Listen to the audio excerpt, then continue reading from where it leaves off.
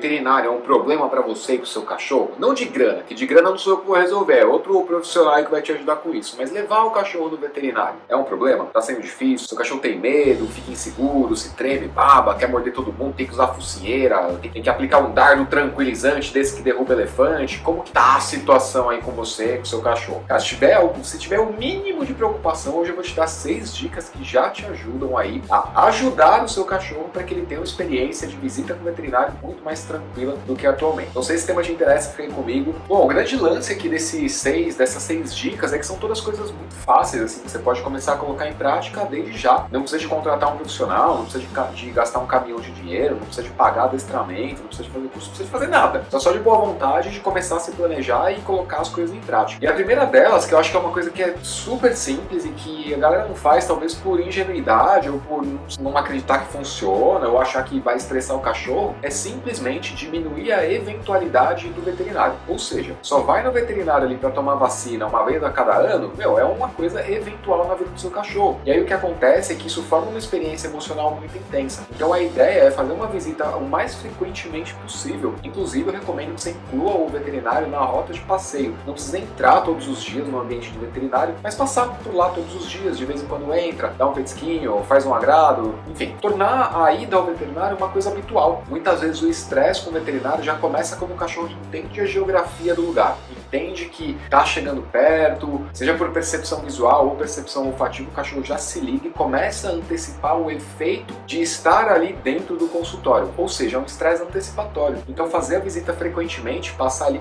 de forma rotineira, já ajuda bastante a diminuir esse efeito de antecipação, esse efeito intenso da memória emocional. Uma outra coisa também complementar a isso, caso você não consiga fazer devido à distância, ou sei lá, enfim, por qualquer outro motivo aí que você não consiga fazer, uma outra coisa que eu recomendo que você coloque em prática é se programar uns 7 dias antes de fazer o exame, de dar vacina, o que quer que seja, começar aí sim, todo dia a passar no veterinário. Então, como que eu fazia com a Wendy antigamente, né? Hoje é bem mais tranquilo, mas antigamente, quando ela tinha problema de agressividade, me mordia pessoas e tudo mais, então eu tinha todo um cuidado. Então, 7 dias antes, eu começava a frequentar o veterinário com ela. Então, por 3 dias, eu passava na frente do vet, no 4º dia eu passava na frente, parava um pouco, não entrava, no 5º dia eu entrava, deixava ela interagir um pouco ali com a galera que trabalha no local. No 6º dia, se o veterinário estivesse sem atendimento ali, passava e perguntava se ele podia vir falar com ela, tipo uns 5 minutinhos ali, ou até menos, só para dar uma atençãozinha, para criar esse processo de familiaridade. E no 7º dia, de fato, já levava durante o passeio para fazer o exame, para dar vacina, ou o que quer que seja. Então, esse processo de fazer as coisas de maneira frequente, gradual, tirando a eventualidade e associando aos poucos uma camada adicional e aproximando do processo final de interação com o veterinário, ajuda e ajuda bastante. Além disso, se você puder procurar um veterinário que consiga te ajudar a oferecer autonomia para o seu cachorro, isso vai ser de grande valor. Porque um problema gigante que os cachorros têm é deles se sentirem incapazes de tomar as decisões que são importantes para eles. Ou seja, e aí fica até um fora do roteiro aqui, né?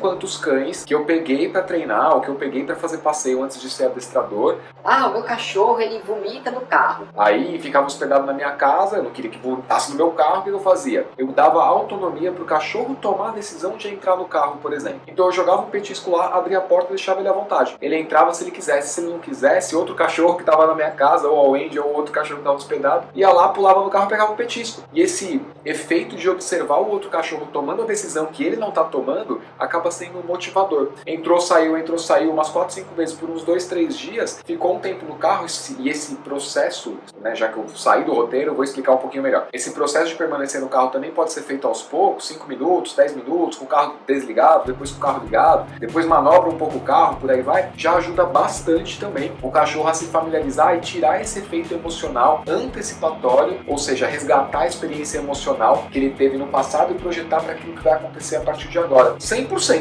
dos cães que eu peguei e fiz esse processo, 100% foi super bem no carro. E aí, beleza, agora vamos voltar para a parte do veterinário. Uma coisa super simples que eu não consigo entender que os veterinários não têm é colocar uma escadinha para o pet subir na mesa, né? né? Ou então sentar no chão com o pet, criar uma situação, criar oportunidade, criar um ambiente para que o cachorro se sinta confortável em tomar as próprias decisões de se aproximar, de subir na mesa, de descer da mesa. Então esse tipo de coisa que parece que vai complicar, mas ele vai querer descer, né? não é assim que funciona, tá? Tudo que o cachorro escolhe fazer por vontade própria tem mais valor para ele, aumenta a autoconfiança. Isso é verdade para comportamento bom e para comportamento ruim. Porque o cachorro, sei lá, pastoreia carro, avança nas pessoas, porque isso faz ele se sentir um pouco mais confiante. Então esse comportamento tem valor para ele. Então aqui a gente está falando de uma medida que pode ajudar. Vou deixar aqui na descrição um link do César, que cuida da Wendy, e da doutora Nádia, que também cuida dela. São dois veterinários que eu confio, que eu recomendo. A doutora Nádia, do Estimado Bicho, tem um ambiente e ela faz exatamente isso. O cachorro não pode subir, ela senta no chão com o cachorro. Super tranquilo. Super tranquilo. Inclusive, lá no Estimado Bicho, ela coloca o piso de borracha, o cachorrinho ficar em cima, porque o cachorro não está acostumado com a superfície metálica. Inclusive, um outro adendo que eu vou lembrando das coisas e vou trazendo. Cara, quantos e quantos cachorros super inseguros, medrosos, agressivos, reativos que eu pego pra treinar, aí tá andando na rua, né? Você vê que o cachorro anda pisando em ovos. Aí quando tem aqueles tampão, manja, aqueles de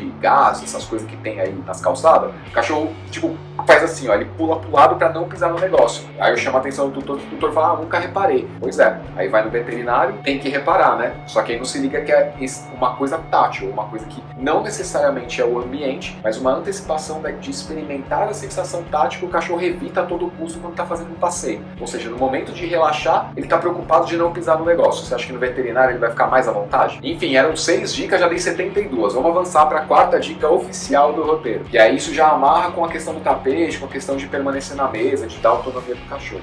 Ensinar o cachorro a ficar quietinho e ganhar carinho, por exemplo. O que é o exame que o veterinário faz? É um exame, a gente chama de exame. Mas se você associar uma recompensa, disser pro cachorro carinho toda vez que você fizer, o cachorro com a prática começa a entender. Tá bom, beleza, ninguém vai me fazer mal. Isso tudo emocionalmente, sem palavras, né? Então, ninguém vai me fazer mal. Vai mexer na minha orelha, mas já mexe na minha orelha na minha casa, né? Mexe na minha orelha, eu ganho um petisco, ganho uma comida, ganho um osso, ganho alguma coisa. Então, ensinar o cachorro o processo de permanecer nessa superfície tátil, na mesa, ou mesmo no chão quietinho, sem ficar se mexendo, que tem cachorro que não para quieto, né? Ou seja, precisa ensinar o cachorro a ficar quieto, também já é um facilitador da experiência de visita no veterinário. Além disso, uma outra providência aí que pode ser complementar, colocada junto com essas todas ou apenas isoladamente, é oferecer algum mordedor que o seu cachorro valorize, que ele gosta bastante, e oferecer esse mordedor somente enquanto ele está sendo examinado pelo veterinário.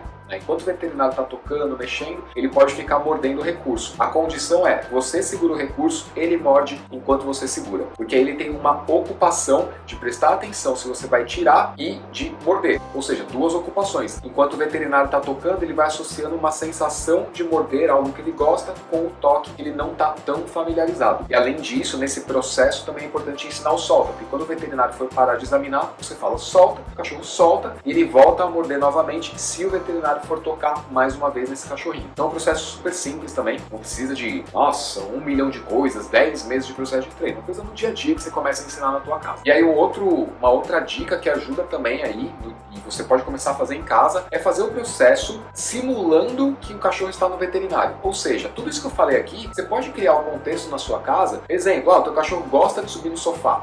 Se ele subir no sofá, você começa a fazer um processo de exame dele. Você começa a mexer orelhas, começa a mexer no rabo, começa a mexer nas patas, levanta a gengiva. Todo lugar que seu cachorro subir, você começa a simular o processo de fazer o exame de veterinário. Ok? Então isso também é uma sacada que ajuda. Não precisa colocar na mesa de refeição, na mesa do churrasco, não precisa de nada disso. Mas aproveitar que o cachorro tomou a iniciativa de subir no sofá, por exemplo, ou na cama, o que quer que seja, e mostrar pra ele, a regra se subir é que tem que ser examinado, amigo. Você não aguenta ser examinado, você vai pro chão. Então isso também ajuda bastante, porque dá esse poder de decisão pro cachorro, dá esse poder de escolha, essa liberdade de escolha pro cachorro, de permanecer sendo examinado em cima do sofá, na cama, na mesa, o que quer que seja, ou de se afastar sem ter que mostrar agressividade, por exemplo. E aí, com a prática, com a repetição, você vai trazendo essa familiaridade pro cachorro de que, tá tudo bem, vai tocar em você, o veterinário também encosta em você, tá tudo certo. E aí, pra gente fechar, alguma coisa que não pode faltar é associar a recompensa com todo o processo, seja simulando em casa, seja na vida real, no consultório do veterinário. A diferença dos contextos é o tipo de recompensa que você vai usar. Então em casa você não vai usar a orelha, a traqueia, a coisa mais maravilhosa do mundo,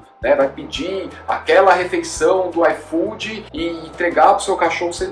Não precisa, né? É uma coisa do dia a dia ali mesmo. Enquanto o cachorro tá comendo na sua mão a ração ou o petisco, você vai tocando o corpo dele. Agora, no veterinário, como o ambiente é mais estressante, já tem uma memória emocional mais intensa, é mais legal que você associe uma recompensa de maior valor, exclusiva e específica para esse ambiente aí. Ou seja, amigo, essa coisa que você gostava tanto, que você ficava me pedindo o tempo todo em casa, você só ganha do veterinário, ok? Se quiser, aproveita. Se não quiser, fica sem. E aí é por isso que tem toda essa diminuição da eventualidade, porque não adianta você chegar no veterinário uma vez por ano, oferecer essa recompensa que ele não vê há um ano, porque agora ele só ganha quando vai no veterinário, essa recompensa não vai ter valor nenhum. Ele já pariu negativo. Ele já resgatou a experiência emocional negativa de estar no veterinário. Ele não vai ser capaz de atribuir um valor positivo para a recompensa que ele já gosta, porque ele trouxe para a memória dele a experiência negativa ou possivelmente negativa de estar no veterinário, beleza? Então diminui a eventualidade aí, do contrário, nada disso vai funcionar. Curtiu o vídeo, te ajudou? Me diz aí nos comentários quais são as dificuldades que você tem quando precisa levar o seu cachorro no veterinário. É com carro? É preocupação com agressividade? É cachorro que não para quieto? Alguma outra que eu não especulei aqui? Diz aí, eu vou curtir saber e eu consigo te ajudar até respondendo o teu comentário. Então é isso. Uma dica rápida aí para você que quer aprender mais, complementar o teu aprendizado, no Clube de Membros tem vídeos exclusivos, tá? Além de todas as mentorias que são feitas ao vivo, ficam gravadas somente no Clube de Membros, tem o curso básico introdutório, vai ter ou já tem, não sei quando é que você está assistindo o vídeo, react de vídeo, ensinando a fazer treinos, os treinos que eu mesmo faço, que os alunos fazem, estou comentando lá, mostrando como é que faz, explicando as minúcias, tem os vídeos exclusivos, enfim, tem uma série de coisas bem legais no Clube de Membros. Vídeos exclusivos e análises de treino é para assinatura premium, custa R$ 24,99, pelo amor de Deus, é super em conta, tá? E sempre tem conteúdos novos chegando. Se puder dar essa força aí pro canal, agradeço demais, tamo junto, um abraço e até o próximo vídeo.